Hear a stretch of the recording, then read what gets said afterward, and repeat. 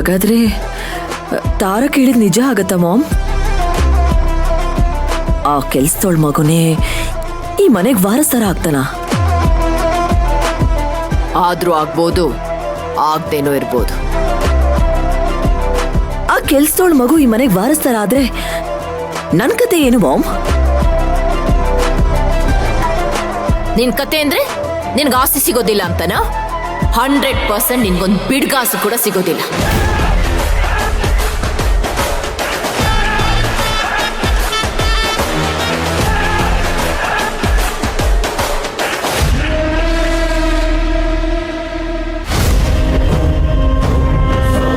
ಏನಾಯ್ತು? ಅವರಿಬ್ರು ರೆಸಾರ್ಟ್ ಇಂದ ಮನೆಗ್ ಬಂದ್ರಾ? ಬಂದ್ರು ಮೇಡಮ್. ಹೌದಾ? ಅವ್ರು ಬಂದ್ಮೇಲೆ ಮನೇಲಿ ಏನಾಯ್ತು? ಜಗಳ ಆಯ್ತಾ?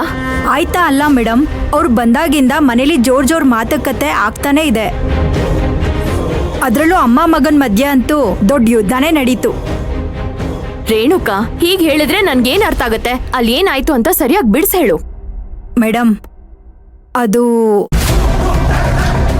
ತಾರಕ್ ಸರ್ ಹೇಳಿದ್ದನ್ನ ನಿಮ್ಗೆ ಹೇಳಿದ್ರೆ ತುಂಬಾ ಬೇಜಾರಾಗ್ತೀರಾ. ಅದಕ್ಕೆ ನಿಮ್ಗೆ ಹೇಳ್ಬೇಕು ಅಂತ ಅನಿಸ್ತಿಲ್ಲ. ನಿನ್ನ ನಾನು ಅಲ್ಲಿ ಕಳ್ಸಿರೋದು ಅಲ್ಲಿ ಏನೇನ್ ನಡೆಯತ್ತೆ ಅಂತ ಪಿನ್ ಟು ಪಿನ್ ನನಗೆ ಹೇಳೋದಿಕ್ಕೆ. ಅದನ್ನ ಹೇಳಿದ್ರೆ ನಿಮ್ಗೆ ಇಷ್ಟ ಆಗೋದಿಲ್ಲ, ಕಷ್ಟ ಆಗತ್ತೆ. ಈ ತರ ಎಲ್ಲ ಹೇಳಿದ್ರೆ ನಿನ್ನ ಅಲ್ಲಿಂದನೂ ಕಳಿಸ್ಬೇಕಾಗತ್ತೆ. ಮೇಡಮ್, ನೀವು ನನ್ನ ಯಾಕಿಲ್ಲಿ ಕಳ್ಸಿದೀರಾ ಅಂತ ನನಗೆ ಗೊತ್ತಿದೆ. ಆದ್ರೆ ಕೆಲವೊಂದು ವಿಷಯ ಹೇಳಿದ್ರೆ ನಿಮಗ್ ತುಂಬಾ ಬೇಜಾರಾಗುತ್ತೆ. ಅದ್ರಲ್ಲೂ ಇವತ್ ತಾರಕ್ ಸರ್ ಹೇಳಿರೋ ಮಾತು ಕೇಳಿದ್ರೆ ಖಂಡಿತ ಬೇಜಾರಾಗ್ತೀರಾ. ಅದಕ್ಕೆ ಹೇಳಲ್ಲ ಅಂದೆ ಮೇಡಮ್. ನೋಡು, ನನಗೆ ನಿನ್ ಕಾಳಜಿ ಅರ್ಥ ಆಗ್ತಾ ಇದೆ ರೇಣುಕಾ. ಬಟ್ ಈ ವಿಷಯ ತಿಳಿದೆ ಮುಂದೆ ಏನ್ ಮಾಡೋದಂತ ನಂಗೆ ಹೇಗೆ ಗೊತ್ತಾಗತ್ತೆ? ತಾರಕ್ ಏನ್ ಹೇಳ್ದ ಅಂತ ಹೇಳು ಫಸ್ಟು. ಅದು ಅಮ್ಮೋರ್ಗೂ ತಾರಕ್ ಸರ್ಗೂ ಜೋರ್ ಜಗಳ ಆಯ್ತು.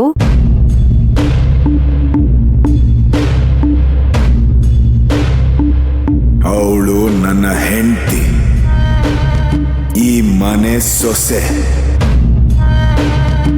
ಈ ಮನೆ ಮೊದಲನೇ ವಾರಸ್ದಾರನ ಎತ್ಕೊಡೋದು ನನ್ನ ಹೆಂಡತಿನೇ. ಈ ರೀತಿಯಾದ ಸಿಹಿಯಾದ ಶಾಕಿಂಗ್ ನ್ಯೂಸ್ ಕೊಡಬೇಕು ಅಂತಾನೆ ನಾನು ನನ್ನ ಸಿಂಗಾರಿ ಜೊತೆಯಾಗಿ ಹೊರಗಡೆ ಹೋಗಿತ್ತು.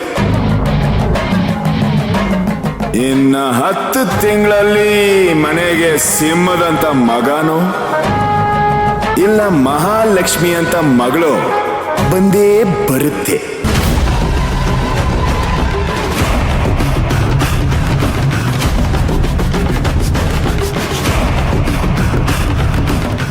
ಏನು? ನನ್ ತಾರಕ್ ಹೀಗ್ ಹೇಳಿದ್ನ? ಹೌದು ಮೇಡಮ್. ಅದಕ್ಕೆ ಅಮ್ಮೋರು ತಾರಕ್ ಸರ್ ಹೇಳ್ದಾಗೆ ಏನಾದ್ರೂ ಆದ್ರೆ ಈ ಮನೆ ಹೊತ್ತಿ ಉರಿಯುತ್ತೆ ಅಂತ ದೊಡ್ಡಜ್ಮನ್ರ ಹತ್ರ ಹೇಳ್ತಾ ಇದ್ರು. ಮೇಡಮ್, ನನ್ಗನ್ಸೋ ಹಾಗೆ ನೀವು ತಾರಕ್ ಸರ್ನ ಮರೆಯೋದೇ ವಾಸಿ ಅನ್ಸುತ್ತೆ. ನೀನೇನಾದ್ರೂ ಈ ಮಾತನ್ನ ನನ್ ಎದುರುಗಡೆ ನಿಂತ್ಕೊಂಡು ಹೇಳಿದಿದ್ರೆ ಇಷ್ಟೊತ್ತಿಗೆ ನಿನ್ನ ಶೂಟ್ ಮಾಡ್ಬಿಡ್ತಿದ್ದೆ. ನಾನ್ ನನ್ ತಾರಕ್ನ ಮರೆಯೋದು ಒಂದೇ, ನನ್ ಪ್ರಾಣ ಬಿಡೋದು ಒಂದೇ. ನನ್ನ ಉಸಿರಿನ ಕೊನೆ ಕ್ಷಣದವರೆಗೂ ಅವನನ್ನ ನನ್ನನ್ನಾಗಿ ಪಡ್ಕೊಳ್ಳೋ ಪ್ರಯತ್ನನ ಮಾಡ್ತಾನೆ ಇರ್ತೀನಿ. ಅವ್ರಿಬ್ರಿಗೂ ಮಗು ಆದ್ಮೇಲೆ ಹೇಗ್ ಬೇರೆ ಮಾಡ್ತೀರಾ ಮೇಡಮ್? ಅವ್ರಿಗೆ ಮಯೂರಿ ಮೇಲೆ ಪ್ರೀತಿ ಇರೋದಕ್ಕಲ್ವಾ ಮಗು ಆಗುತ್ತೆ ಅಂತ ಹೇಳ್ತಾ ಇರೋದು. ಅದೆಲ್ಲ ನಿನ್ ಭ್ರಮೆ ರೇಣುಕಾ.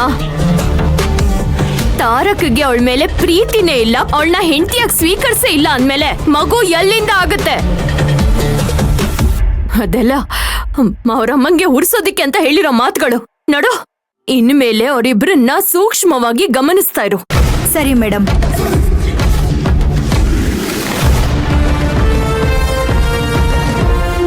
ಆ ಕೆಲಸದವಳು ಮಗುನ್ ಹೆತ್ಕೊಡೋದಿಕ್ಕೆ ನಾನ್ ಬಿಡ್ಬೇಕಲ್ವಾ? ಅವರಿಬ್ರು ಸಂಬಂಧಕ್ಕೆ ಎಳ್ಳು ನೀರು ಬಿಡ್ಬೇಕು ಅಂತ ಕಾಯ್ತಾ ಇರೋ ನಾನು ಈಗ ಮಗು ಆಗೋದಿಕ್ಕೆ ಹೇಗ್ ಬಿಟ್ಬಿಡ್ತೀನಿ? ಆ ಮನೆಗೆ ವಾರಸ್ದಾರ ಅಂತ ಯಾರಾದ್ರೂ ಬಂದ್ರೆ ಅದು ನನ್ನ ತಾರಕ್ನ ಮಗು ಮಾತ್ರ.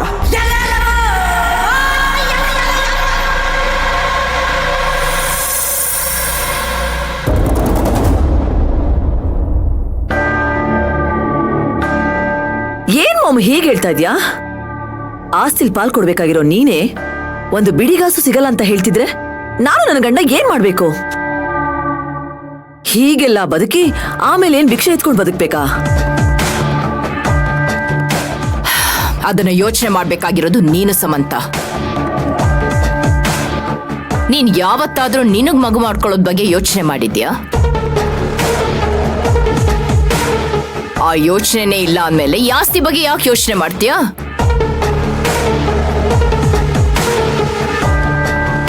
ಇದೆಲ್ಲ ನಾನು ನಿಮ್ಮಪ್ಪ ಸಂಪಾದನೆ ಮಾಡಿರೋದು, ಆದ್ರೆ ಪೂರ್ತಿ ಹಾಕಿರೋದು ನಿಮ್ಮಪ್ಪನ್ಗೆ. ಈಗ ಕೆಲಸದೊಳಗ್ ಮಗು ಆದ್ರೆ ಎಲ್ಲ ಆಸ್ತಿನೂ ಆ ಮಗು ಹೆಸರಿಗೆ ಬರ್ದ್ ಬಿಡ್ತಾರೆ. ಆಗ ನೀನೇನ್ ಮಾಡ್ತೀಯಾ? ಅಯ್ಯಯ್ಯೋ ಅತ್ತೆ, ಹಾಗ್ ಮಾತ್ರ ಹೇಳ್ಬೇಡಿ. ಮದುವೆ ಆದಾಗಿನಿಂದ ನಮ್ಮ ಮನೆ ಕಡೆ ತಿರುಗೂ ನೋಡಿಲ್ಲ. ಮನೆ ಅಳಿಯ ಆಗಿ ಉಳ್ಕೊಂಡಿದ್ದೀನಿ. ಈಗ ನಮ್ಗೇನು ಸಿಗ್ಲಿಲ್ಲ ಅಂದ್ರೆ ಮುಂದೆ ನಮ್ ಕತೆ ಏನು ಅತ್ತೆ? ನೀವಿಬ್ರು ಆ ಕೆಲಸದೊಳಗೆ ಮಗು ಆಗ್ಬಿಡುತ್ತೆ ಅಂತ ಯೋಚನೆ ಮಾಡ್ತಿದ್ದೀರ ಹೊರತು ಮಗು ಆಗ್ದಿರೋದಕ್ಕೆ ಏನ್ ಮಾಡ್ಬೇಕು ಅಂತ ಯೋಚನೆ ಮಾಡ್ತಾ ಇಲ್ಲ. ಹೀಗೆಲ್ಲ ಆದಾಗ ನಾನು ಒಬ್ಳೆ ಏನ್ ಮಾಡೋದಕ್ಕಾಗುತ್ತೆ? ಮಾಮ್, ಮಯೂರಿ ನನಗ್ ಮಗು ಆಗತ್ತೆ, ಆ ಮಗು ಈ ಮನೆಗ್ ವಾರಸಾರ ಆಗ್ತಾನೆ ಅಂತ ಅನ್ಕೊಂಡಿರ್ತಾಳೋ ಇಲ್ವೋ ಗೊತ್ತಿಲ್ಲ. ಆದ್ರೆ ಡ್ಯಾಡ್ ಮಾತ್ರ ಖಂಡಿತ ಅನ್ಕೊಂಡಿರ್ತಾರೆ.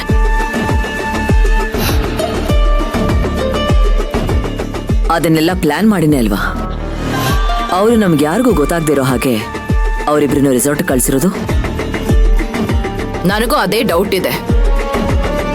ನಿಮ್ಮಪ್ಪ ತಾರಕ್ ಹೇಳಿದ್ರ ಬಗ್ಗೆ ಯೋಚನೆ ಮಾಡ್ಕೊಂಡು ಹುಟ್ಟೋ ಮಗು ಹೆಸರಿಗೆ ಎಲ್ಲ ಆಸ್ತಿನೂ ಬರೆಯೋ ಪ್ರಿಪರೇಷನ್ ಮಾಡ್ತಾ ಇದ್ದಾರೆ ಅಂತ ಅನಿಸ್ತಾ ಇದೆ.